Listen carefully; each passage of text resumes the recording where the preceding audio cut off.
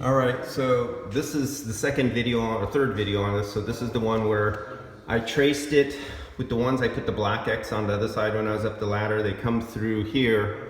It goes upstairs. This only goes to a 9,000 BTU unit, and this place has been remodeled and it's turning into office space, and they don't need that 9,000 BTU unit because it's going to a storage room for just paperwork.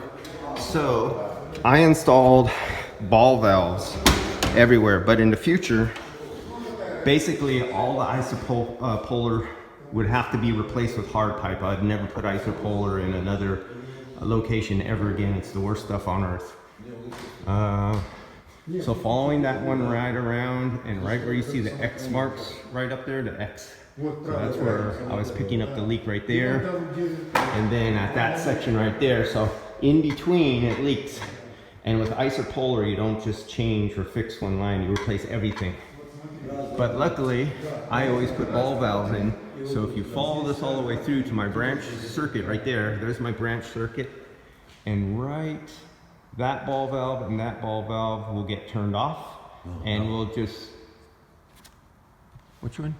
No. From right side. 1, 2, 3. The third 1, one. 2, 3, and 1, 2, 3. Oh, it's over on the other side? Okay. Oh, well. Hey, look at that. They know it better than me. So basically, I'm going to isolate it off at the ball valves, disconnect it electrically, take it out of the system, because it's only a 16-ton unit that goes, that's the main piping. So that's your main branch. These are I think they're called F branches, because they look like the letter F when you have them taken apart.